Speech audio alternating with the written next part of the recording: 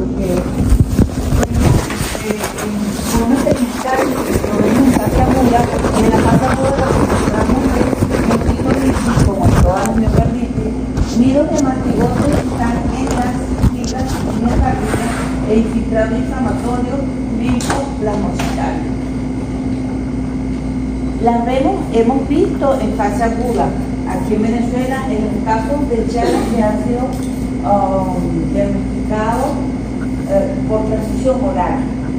A lo mejor se recuerdan, ustedes son muy jóvenes, pero en los últimos 10 años hemos tenido casos, brotes de Chagas agudos, en esos casos de transfusión oral.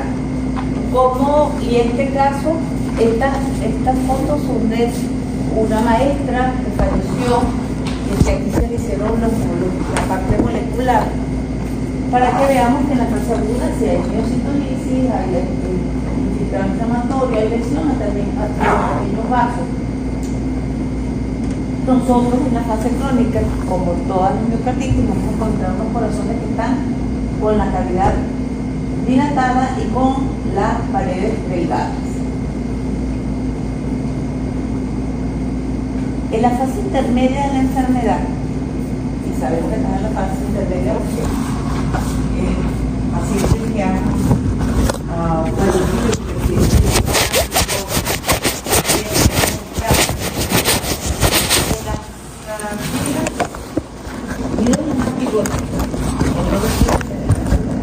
y cuando se le hacían las autopsias había un adelgazamiento de la punta formando un aneurisma.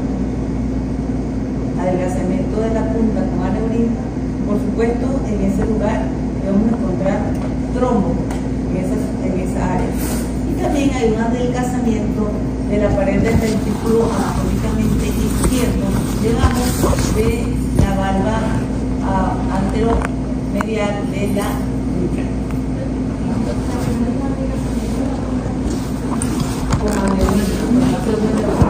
Y hay este adelgazamiento que fue descrito por un patólogo venezolano en los pacientes con Chagas, que era autopsiado por allá en el cual. Hay una cosa muy importante.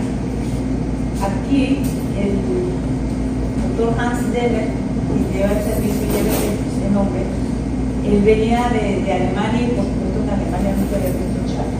Pero autopsió tanto Chagas que le puso el nombre de la miocarditis a esa que después vieron que eran nidos de mastigotes, que era una enfermedad endémica por aquí, que fue descrita por el doctor Rafael Torrealba también. ¿Ok? Entonces,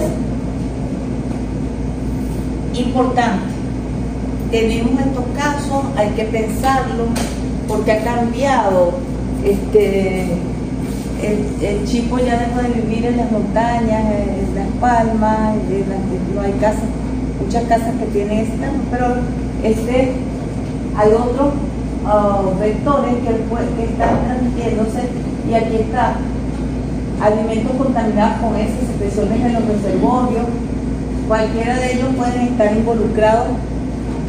Las heces hacen la primera gran grupo que hubo aquí es un jugo de caña. Molieron la caña y junto con la caña molieron al chipo y por supuesto con todo lo que puede. Entonces, episodios, ¿cómo vamos a hacer el diagnóstico? Primero pensar y saber que existe. Son episodios súbitos en evidencia de puerta de entrada, porque donde hay una inoculación, cuando pica el chato, vamos a ver charroma. De la paciente, esos que vienen aquí con insuficiencia cardíaca, que vienen con bloqueo, ni se acuerdan que les picó eso. ¿Ok? Afectación de grupos pequeños de las personas al mismo tiempo. Individuos susceptibles a espacios geográficos definidos que o tomaron un jugo o alguna comida, algo que se contaminó y todo ese grupo de personas se vieron afectados. Por supuesto, tiene que ver registro de la presencia de los vectores para nuestra desgracia. Nosotros ese registro ya no se lleva, ese control de vectores no se lleva. Entonces, y además que el gobierno lo niega. Va a buscar unos registros de Chagas y no hay. Entonces, es muy difícil hacer el control así. Por supuesto, hay que excluir todas otras formas de transmisión del vector, como si fuera transmisión de sangre, o los accidentes de laboratorio, o la picada por el chivo. Como regla general, siempre hay que constatar y estudiar los estudios que se hacen posterior. Por eso ya se tienen que morir unos 4 o 5 para que la gente se le prende el bombillo de que eso es Chagas, porque es letal. El Chagas agudo es letal. Y fíjense que esta es una enfermedad que el Señor lo descubrió, andaba buscando otra cosa y encontró el agente y por supuesto quién lo transmitió. Ahora es que se está estudiando la parte molecular. Antes era, la llamaban la tripanosomiasis americana, pero hasta ahora como todo está globalizado, la gente viajó y se están viendo obligados en el resto del planeta a hacer pruebas de serología para Chagas. ¿Se recuerdan que les dijeron el año pasado cuando vieron las clases de parasitología? Les nombraron las pruebas, ¿cómo se llaman? ¿Nos sospechan que es Chagas? No. Tarea. Segunda tarea. Ahora les pregunto lo del peso del corazón, no se me olvidaba. ¿Por qué? Porque los casos que han aparecido en Europa, gracias a Dios, no han sido los venezolanos, porque nos llevamos todas las cosas malas de Venezuela, pero no son de Bolivia. ¿Ok? Entonces ya se han visto en la necesidad en los bancos de sangre de pedir esa prueba que ustedes van a preguntar cómo se llama, que mañana me la van a decir, para los pacientes donantes. Dígame. Ajá, excelente. La prueba de Machado Guerrero, ¿ok? Pero también hacen una prueba cruzada de Pisa. Hacen 2 pruebas para confirmar, ¿ok? Lo hacen para los donantes de sangre y, por supuesto, a todo el que está en una zona epidemiológica, que conoce el Chagas, vive con el Chagas y viene con una insuficiencia cardíaca y con un corazón con una relación cardiotorácica de más de 50 y con un bloqueo, eso es Chagas, aunque no se demuestre lo contrario, ¿verdad? Por supuesto, debemos recordar que esta es la primera vía. Hay una inoculación por la picadura, pero por eso en los bancos de sangre hacen las pruebas serológicas. Puede haber una transmisión transplacentaria en los laboratorios, porque se producen en los laboratorios en forma experimental, y por supuesto recordar la transmisión por vía oral. En Brasil no hay con frecuencia, muelen unas nueces de ellos, como las nueces de macadamia, y hacen unos dulcitos, y todos comen dulcitos y el pedal. Solamente que la versión chagásica de Brasil produce megacolon, megaesófago. O sea, ellos van para que el gastroenterólogo, no van para el cardiólogo. Esto es por si acaso alguna vez oyen que tiene Chagas y el esófago era bueno, es por eso, porque en Brasil es así, pero en Chile, en Bolivia es como el nuestro. Muy bien. Recuerden también que él dejó de vivir en las zonas rurales y con la deforestación nos vemos cómo migró también a la ciudad. O sea que no hay que esperar que el paciente venga de Sanare, de Guarico, de Anzoátegui, de por aquí, o de un Mocaro, sino que podemos tener aquí. Entonces, pensarlo, si uno lo tiene aquí y sabe que existe, lo ha diagnosticado. Tengo que hablar en este momento, porque ustedes son de la generación que van a ver las consecuencias de la miocarditis o de la afectación del corazón producto del COVID. Hasta que se le hicieron la primera autopsia a los italianos, que fueron los que se descubrió el foco, el que para poder hacer diagnósticos cuando no se sabe qué es, hay que hacer autopsia. Los pacientes, por supuesto, eran por paraclínicos, se les aumentaba el dinero de no sé qué, hasta hacer un campoembolismo. Pero hicieron, en las primeras autopsias encontraron que había una miocarditis, había afectación, había trombos en los vasos, pero había, por supuesto, insuficiencia cardíaca con su edema de pulmón, pero había el cuadro de una inflamación aguda a nivel del miocardio. Entonces, muchos de esos pacientes que murieron tenían como órgano blanco afectado primordialmente el miocardio. ¿Okay? Entonces, todavía tenemos las secuelas del post, que los órganos que fueron afectados todavía hay secuelas, pero en el ambiente sigue mutando el virus, ¿verdad? Y ese virus, por supuesto, es cardiotrópico, le gusta. Lo afecta menos que en la primera versión, pero recuerden eso. Otra patología que afecta al músculo cardíaco es la cardiopatía isquémica. Y los que están por allá por medicina interna, por supuesto, ya deben haber estudiado o haber visto o haber pasado por los agudos, por emergencia, donde hay infarto. Entonces, cuando hablamos de cardiopatía isquémica, entra allí las anginas, que son dolores precordiales, sin elevación de las enzimas, pero que sin alteraciones en el nexo, pero que tienen unos dolores que son típicos para hacer el diagnóstico. Por supuesto, tienen su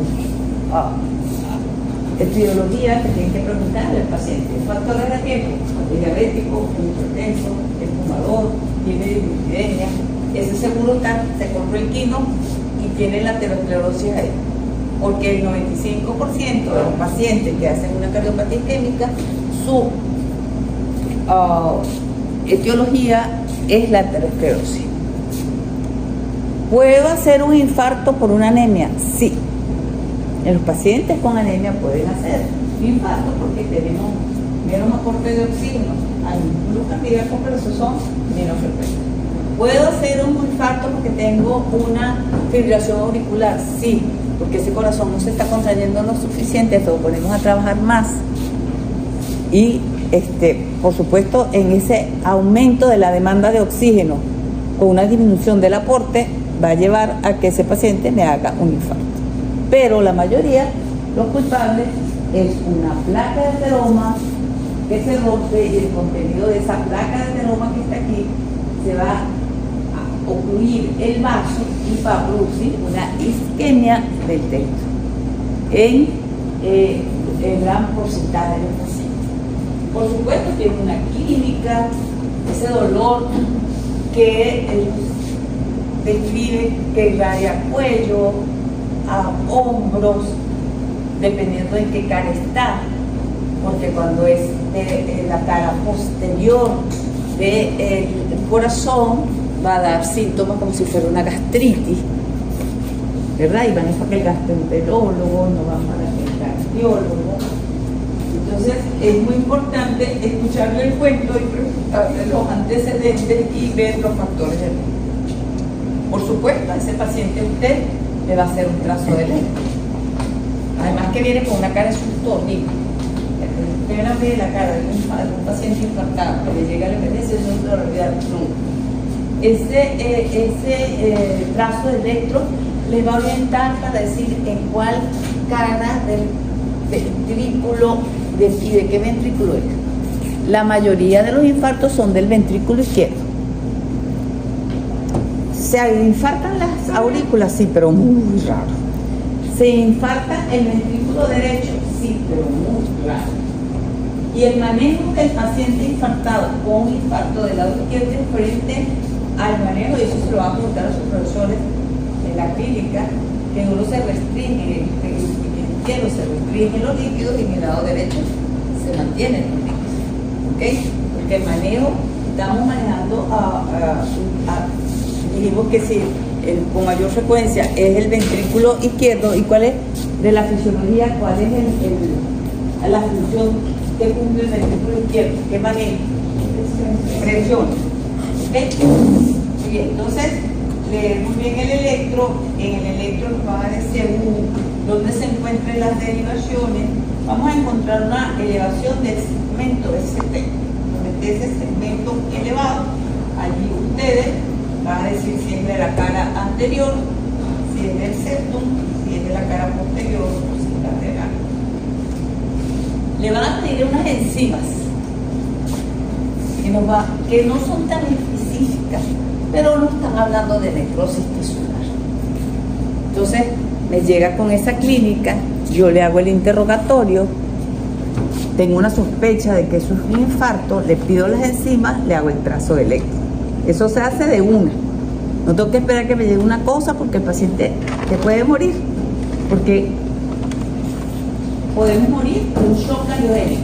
Esos son los que llaman infarto fulminante. El infarto se murió, es un shock cardiogénico. Voy a hacer arritmias letales. Y si sobrevive, pues vamos a ver todos los cambios que se suceden en el miocardio. Entonces, los territorios. Dijimos que se afecta con mayor frecuencia el ventrículo anatómicamente izquierdo. Y debemos recordar la irrigación del corazón. Tenemos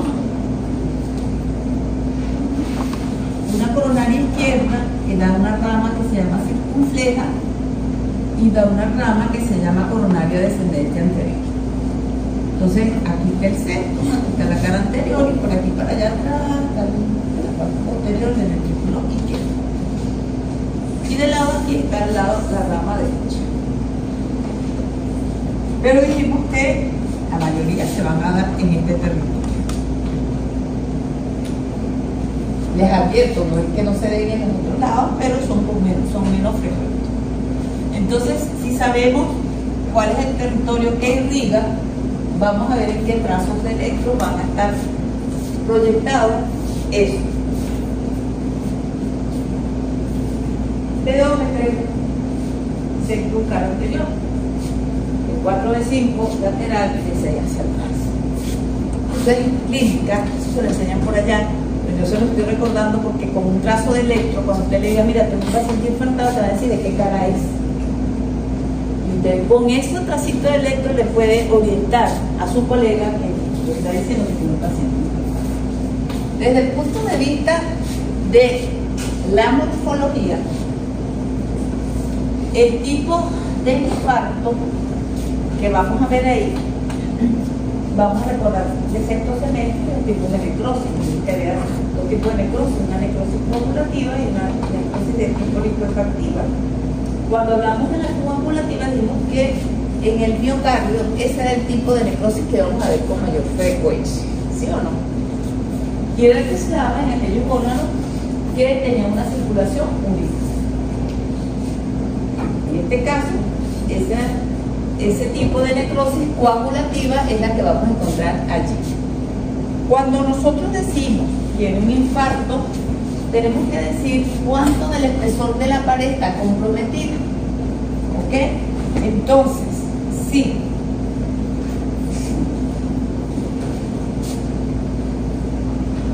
En la pared,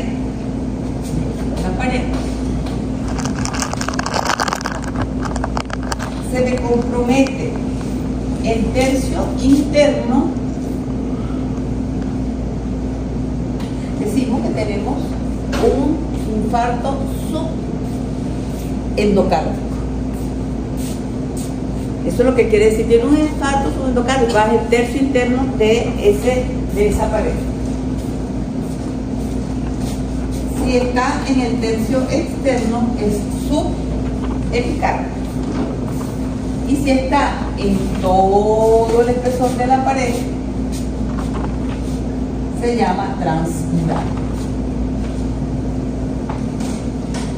Las complicaciones que vamos a ver tienen que ver con esa ubicación de esa necrosis de tipo coagulativa, esa necrosis isquémica, ¿ok? Porque si está por aquí, va por el centro, va por aquí. Si que es transmural, a las 48 horas, entre las 48 horas y las 72, eso se puede reblandecer. 5% de los pacientes infartados pueden hacer esa complicación. Bien, me parece que hay una necrosis. Si aquí se reblandece esto, me va a quedar un defecto, ¿verdad? Y si aquí se reblandece esto, se va a ir la sangre para acá, para el pericardio, y va a ser un enamoramiento cardíaco. ¿Ok? Eso es como complicación del reblandecimiento del área de un infarto transmural. Son el 5% de los pacientes que van a hacer esta complicación y lo van a hacer entre los 48 y las 72 horas. ¿Ok? Y eso, por eso el paciente infartado lo tienen encamado. Si tienes una herida ahí, él sigue funcionando porque él está programado para, mientras tengamos vida extrauterina, trabajar. Pero cuando uno tiene una herida, la inmoviliza, no sé qué, aquí no. Se sigue contrayendo, por supuesto sigue trabajando y eso puede producir ese tipo de lesión. Entonces, desde el punto de vista de la morfología, recuérdense que tercio interno es endocárdico, tercio externo es subepicárdico, todo el espesor de la pared es transmural. Bien. Entonces aquí tenemos una coronaria totalmente ocluida, tenemos el área, ¿cómo la reconocemos? Mientras más tiempo ha pasado del infarto, es un área pálida, que es el infarto pálido, ¿se recuerdan? Cuidado por el sexto. Y el área que la rodea o la periferia o el límite tiene focos neuronales, porque aquí no está circulando sangre.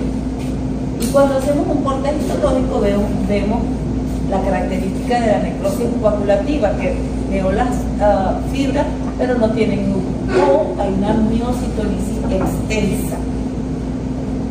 Si a usted, ese paciente, entre las 24 y las 48 horas le pide una cuentifórmula, va a encontrar una leucocitosis. Que tiene una inflamación, no tiene una infección, tiene una inflamación producto de la necrosis. ¿Ok? Va a tener una, y eso lo que nos quiere decir es que están ahí los leucocitos, llegaron ahí con el fin de limpiar el sangre de necrosis.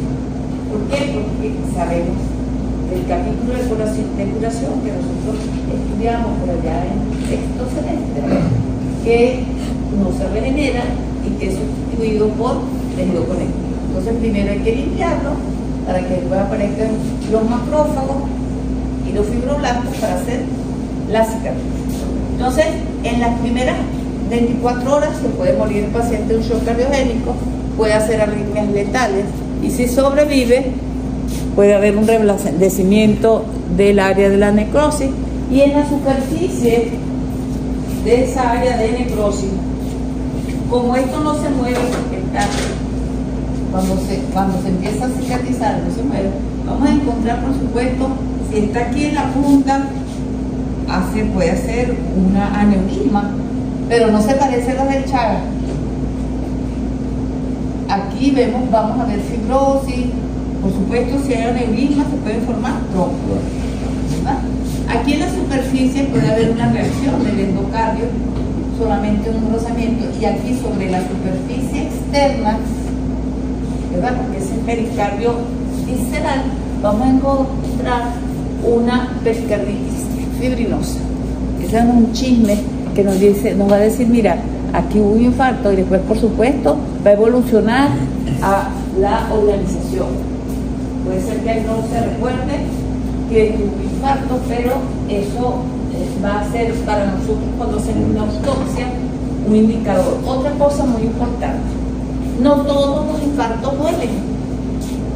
En los pacientes diabéticos, ellos hacen unos infartos y ni saben, sino que llegaron con insuficiencia cardíaca, le hacen un trazo de electro y ven que hay infradesniveles o supradesniveles o no Q, todas esas cosas que se pueden encontrar en los trazos del electro, y decir, señor, es un infarto porque aquí tiene una zona eléctricamente inactivable. Y eso no. Y su antecedente importante epidemiológico es que es diabético. ¿Ok? Entonces, muy pendiente de los pacientes diabéticos, porque no les van a llegar con la clínica clásica,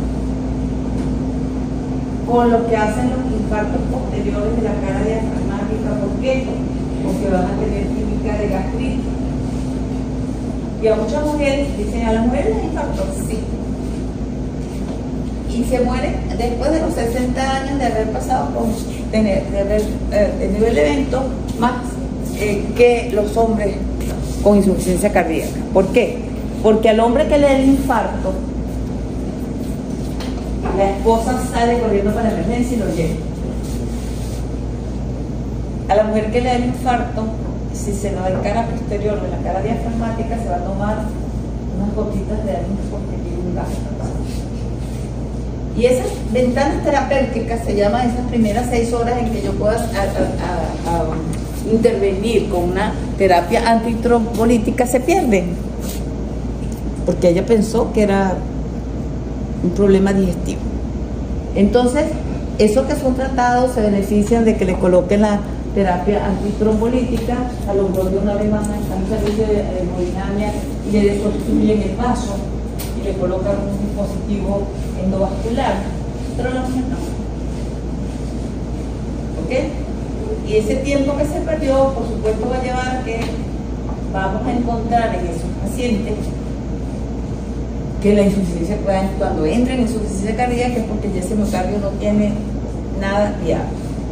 Cuando la oclusión de los vasos se hace en forma paulatina, que es la isquemia que hacen los ancianos, da tiempo a que se abran los colaterales. Pero si es una obstrucción aguda, no hay chance de que se obstruyan los colaterales. Y pasa esto. Entonces, este sería transmural, porque aquí está todo el espesor de la pared. ¿Sí? Muy bien.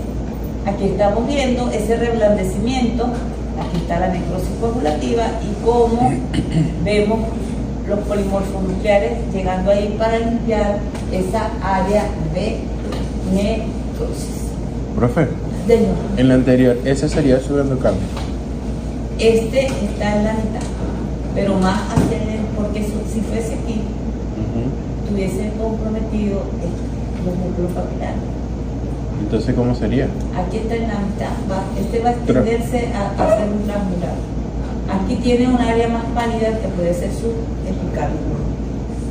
¿Ok? ¿Qué pasa? Por ejemplo, si compromete al músculo papilar, se va a necrosar el músculo papilar y va a ser una insuficiencia mitral, así como hace cuando se rompe en el prolapso de válvula mitral, que yo les dije que podía haber una insuficiencia mitral aguda, aquí también. Producto de la necrosis del músculo papilar. ¿Okay? Muy bien. Fíjense, aquí tenemos un reblandecimiento. Y por supuesto el paciente hizo una comunicación interauricular. Aquí tenemos un subepicárdico, vean esta área blanquecina, con compromiso, fíjense aquí ya se tiende más a hacerse casi transmural. ¿Qué va a pasar con este paciente? ¿Se muere el paciente? No. A la séptima semana, ya los macrófagos hicieron su tarea, los fibroblastos empezaron a construir el tejido conectivo para poder esa área de necrosis ser sustituida por algo, porque no tengo bloques de vaporetabla, algo así.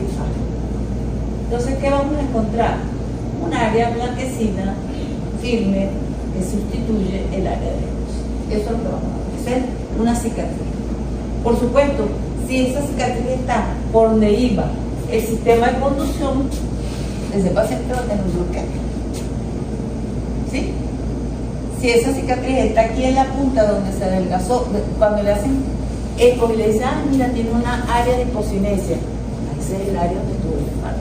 Entonces esas áreas, cuando lean los ecos, van a reportar áreas de hipocinesia de la pared anterior, de la punta, del septum. Y eso lo que quiere decir es que en esa área hay una cicatriz, no se mueve, no se contrae, porque eso exterior por eso. Eso está claro. ¿Sí? Sí. Muy bien. Entonces, fíjense que este fue un infarto muy extenso, porque tengo toda la cara anterior, la punta, fíjense que este lo único que tiene de miocardio este ser es esto rojito. Seguro de tener una fracción de reacción como debe. Por supuesto, como esto no se contrae, aquí vamos a encontrar, posteriormente que se formen, los trocos. ¿Sí?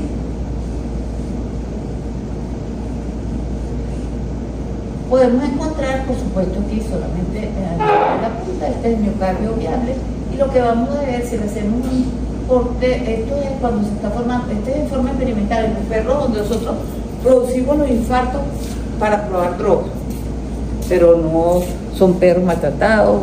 Hay una comisión de veterinaria que vigila que esos perros no sufran, porque no se mueren, no hacen infarto, quedan ahí, se calientan.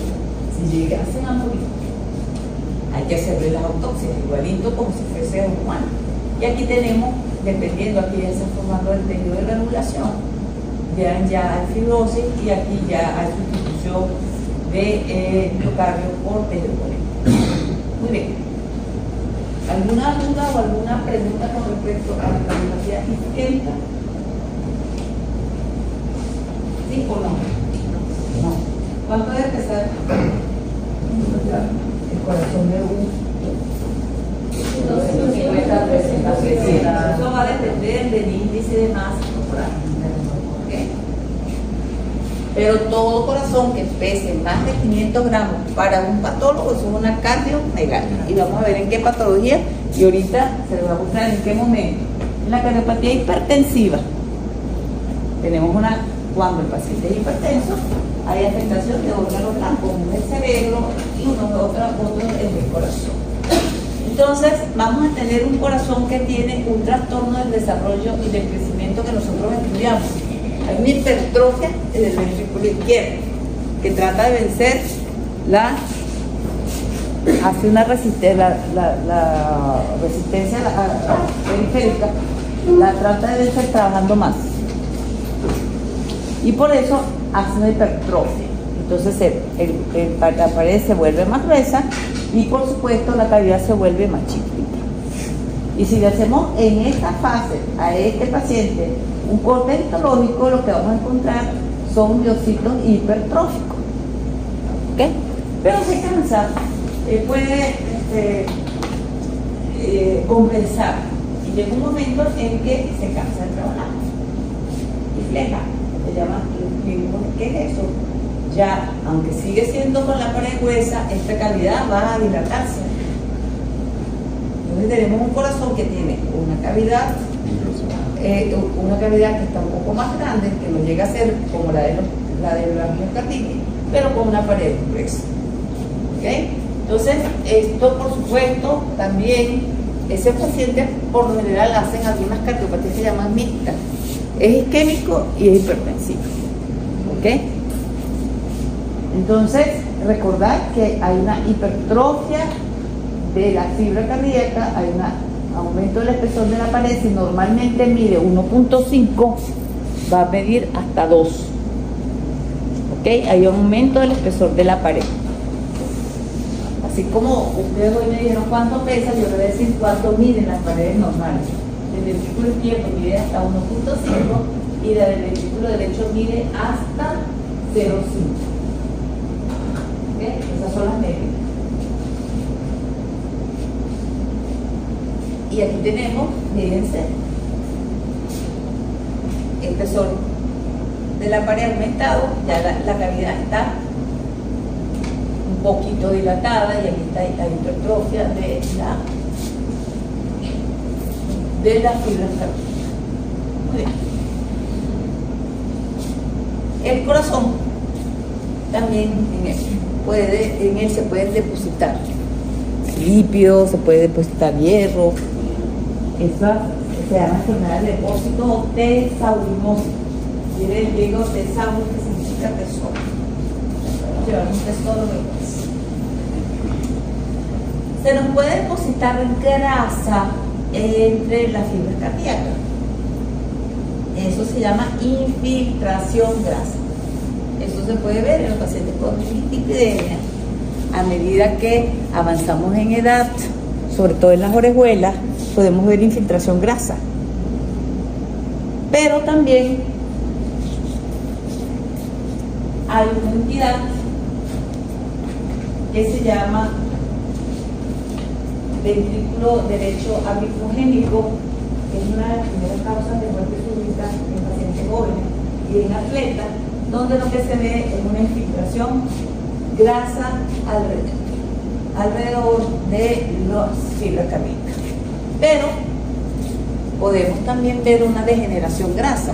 Ustedes se recuerdan cuando vimos degeneración, dijimos que era verla dentro de las células, así como la vimos en el hígado, se puede ver en el corazón y en los pacientes con difteria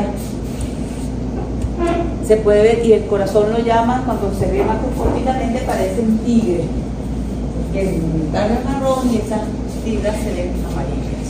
Entonces la degeneración grasa la podemos ver en la difteria y la infiltración grasa se puede ver en el envejecimiento, en la dislipidemia y se observa en el ventrículo derecho arritmogénico.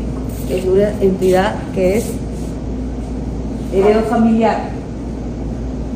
Se puede ver depósito de hierro en una enfermedad también que es heredofamiliar, tiene un déficit en la absorción de hierro, que se llama hemocromatosis, y ese hierro se deposita en el riñón, en el hígado y se puede depositar en el miocardio.